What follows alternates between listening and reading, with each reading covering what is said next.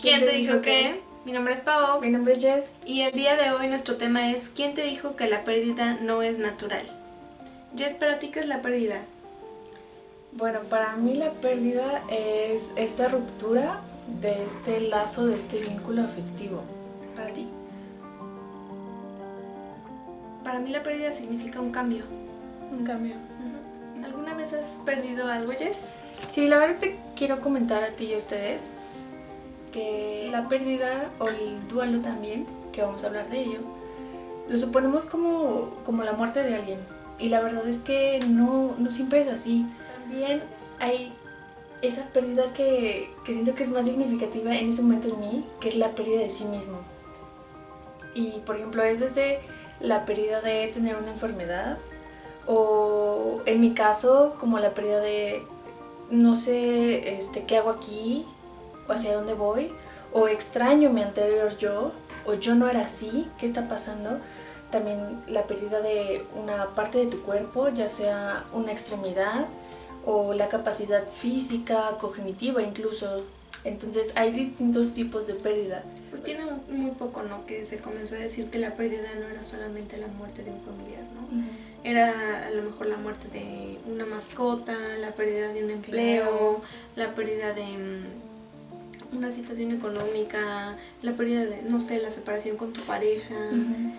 Hay tantos tipos de pérdida que de repente es como de, ¿qué? ¿Todo es una pérdida? ¿No? Sí. Entonces sí, ¿no? O sea, siento que es como desmitificar que la vida es siempre lo mismo, ¿no? Que en realidad esta impermanencia de que todo cambia, de que hoy tienes, como tú lo mencionas, ¿no? Hoy eres diferente a ayer, ¿no? Y eso ya es una pérdida, pero es una pérdida que tiene que ser resignificada. Por ejemplo, en el video pasado platicábamos sobre que me encontraba perdida, ¿no? Perdida. Pero digamos que para mí yo no lo contaría como una pérdida así muy intensa pérdida en mí haber dejado a las niñas. No soy muy fan del cambio. Actualmente ya lo soy, pero no era así como de ¿no? Así como que siempre era como no, cambio todo el tiempo. El cambio, venga. Y acabas de tocar un punto muy importante, o sea, dices que lo que te marcó a ti más fue en las etapas del ciclo vital y que también es un tipo de pérdida. Esta pérdida es más llamada o comúnmente conocida como pérdida o ligada al desarrollo, que incluso no puede ser solamente la infancia, que puede ser la adolescencia, puede ser la fase adulta, o incluso cuando se entra en la fase de, por ejemplo, las mujeres, la menopausia, o los hombres la andropausia, que son cambios emocionales y vienen cosas nuevas que ya tu anterior yo no está acostumbrado. Entonces es un cambio muy fuerte. También lo que comentas algo, curiosamente hace poco hablaba con familiares y amistades. La verdad yo nunca he tenido una pérdida de una mascota, pero dicen que se siente muy muy feo, como igual a la pérdida de un ser querido. Y obviamente es un ser querido, una mascota, porque tienes un vínculo muy fuerte. Este año perdí a mi gato, sí, después de 14 años con nosotros, y sí es algo que te marca, ¿no? Y que aparte sí tienes que dejar como que sufrir, porque pues lo extrañas, ¿no? O sea, por ejemplo, los primeros meses me pasaba que teníamos la costumbre de cerrar bien la puerta de la cocina porque si no la abría. Sí. Entonces todavía la seguía cerrando, ¿no? Y volteaba y si, no sé, el viento la abría o algo así, decía, ya, o sea, ya estaba dispuesta a decirle así, gatote, ¿no? Así de, ¿qué te estás metiendo otra vez, no? Entonces, pues sí, imagínate, si eso es con algo como muy, ¿cómo decirlo? Muy ahí, muy real, que lo puedes ver, imagínate las pérdidas que no son tan visibles. Siento que es importante darle el respeto a cada situación de pérdida. Por ejemplo, las pérdidas de objetos extremos, que muchas veces no lo tomamos en cuenta. La pérdida de un empleo, la pérdida de una mudanza, de que me tengo que cambiar de casa, o incluso si te ascendieron, o sea, me ascendieron y es por una parte muy buena, pero es a otro estado, es lejos de mi familia. Incluso la custodia de tus hijos también es una pérdida muy grande y que muchas personas dicen, ay, pues es que se separaron. Y que aparte todos esos involucran dejar cosas atrás, ¿no? Sí. Por ejemplo, en una mudanza a lo mejor ya no cabe en todo, ¿no? Sí. te divorcias y tu círculo social cambia completamente.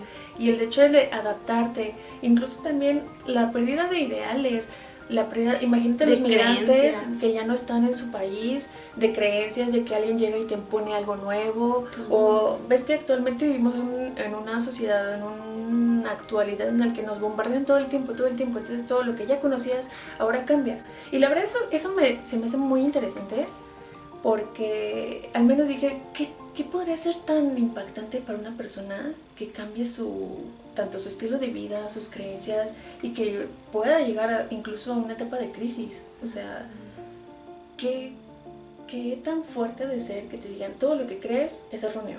Claro. Yo creo que es como lo hemos mencionado en videos anteriores, que es diferente para cada persona. Sí, ¿no?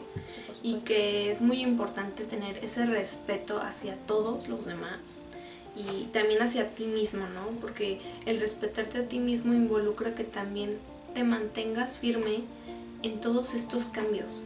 Como tú dices, todo está en constante movimiento, y yo creo que lo que más cuesta y lo que hace que este sea un tema muy poco hablado es que la mercadotecnia te vende que todo es eterno. Sí. Que todo se tiene que mantener igual. Tienes que ser joven siempre, ¿no? Claro. Tienes que bella siempre. Ajá, que no pase la edad. Claro.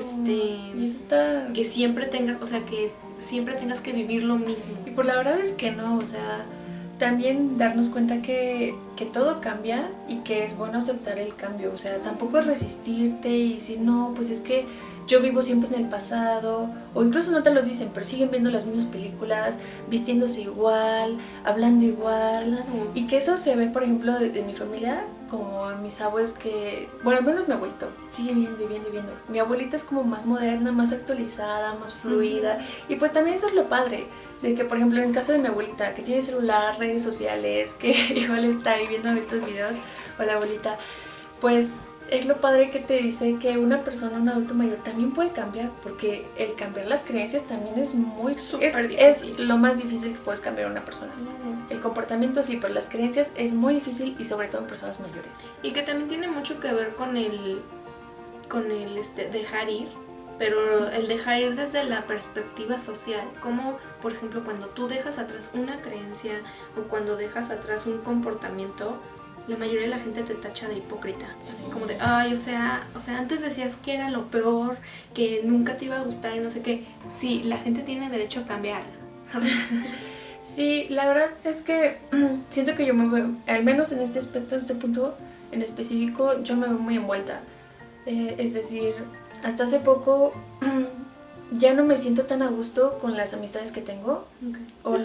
No, pero sí como la forma de relacionarnos. Obviamente cuando estaba con ellas, pues sí compartíamos cosas, pero últimamente siento un cambio, que ya lo siento más desde el bienestar, el sentirme bien conmigo misma, el aceptar nuevas cosas, el no causar mal a nadie. Entonces está en esta sintonía, y cuando ves que las demás personas ya no te aceptan tal cual, es que has cambiado, eres una hipócrita, es que si antes tú compartías eso, ¿qué le haces?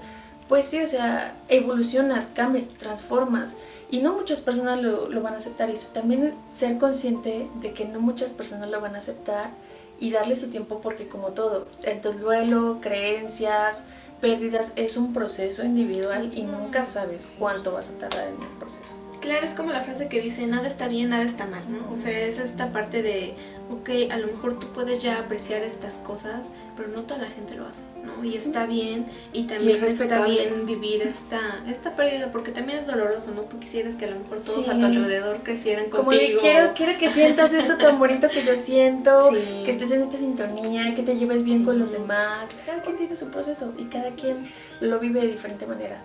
Claro, y hablando de procesos, pues bueno, la siguiente parte de este video pues es hablar sobre el duelo. Y pues el duelo es este proceso de sanar las heridas de la vivencia de la pérdida, que es muy importante, y siento que a veces, como lo mencionamos al principio, es todos creemos que duelo nada más es de una muerte, ¿no? De un familiar. Y sí, principalmente. Sí, principalmente. Pero pues también atraviesas esta etapa de duelo, por ejemplo, con una pareja. Sí, fatal. Porque no es como de que digas, bueno, pues ya, ¿no? Ajá, Sino que pues sí, ya literalmente, pasa la hoja. literalmente por cada una de las pérdidas que hemos mencionado, yo creo que sí atravesamos estas etapas del duelo, ¿no? Sí. ¿Y cuáles son esas etapas del duelo? Bueno, pues primero tenemos esta negación, ¿no? Ya la comentamos en el video anterior, la negación en un inicio es una respuesta de protección, ¿no? De supervivencia. Entonces, pues obviamente hoy queremos rescatar esa negación y hablar sobre que al principio cuando tenemos estas pérdidas, lo primero es la preservación de nosotros mismos y a veces esta negación es lo que nos está diciendo, detente, todavía no estás al 100 para soportar este dolor, o sea, todavía no puedes. Y luego viene la etapa de la ira, ¿ok? Cuando ya se empieza a despertar todas estas emociones de ¿por qué pasó? Hasta te comienzas a replantear el ya no quiero vivir, el de ya no incluso quiero seguir. De la culpa, o sea, yo tuve la culpa, fue también, yo provoqué esto, Sentido o la de vida. tristeza, el enojo, la frustración de que por qué tuvo que pasar. Súper eso, Sí. ¿no? Y eso nos pasa en todo, ¿no? Hasta con mi gato me pasó, ¿no? Así de, ¿por qué él? Sí es muy difícil. Hasta también cuando estás, en la adolescencia, ¿no? Ay, ¿por qué tengo que dejar de ser niño? El clásico de ahorita de bienvenido a la adultez, ¿no? Y ya luego pasamos a esta negociación de decir, bueno, sí, ya tengo que comenzar a platicar conmigo misma, a platicar con uno mismo y establecer que esto está pasando y que tenemos que encontrarle otro sentido a estas pérdidas, que tenemos que replantearnos nuevas cosas, nuevos proyectos sí, tipo de vida. Que la vida tiene que seguir, o sea, ya murió tal familiar, perdí esto, me terminaron o terminé con algo. Ok, ¿qué sigue? Claro. Y ahí es el momento en el que la ira, la frustración, o sea, sí sigue, pero ya disminuida. Digamos que son como reencausadas, sí. ¿no?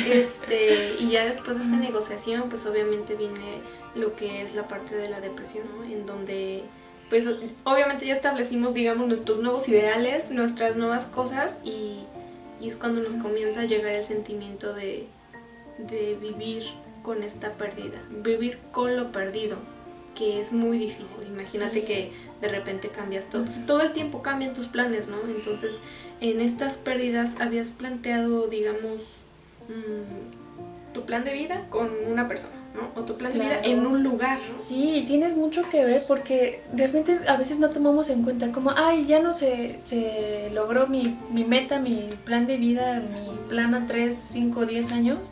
Y dice, pues bueno, pero hay unas personas que están tan atadas que es como Dios mío, ¿por qué está pasando esto si yo ya planifiqué todo? Si mi vida tiene que ser tal cual la planifiqué. Así, y volvemos a lo mismo, ideales, ¿no? Aferrarnos al control de que todo tiene que ser igual. Entonces, pues imaginas esta etapa en la que, ok, ya estamos empezando a asimilar que esta pérdida y es como de...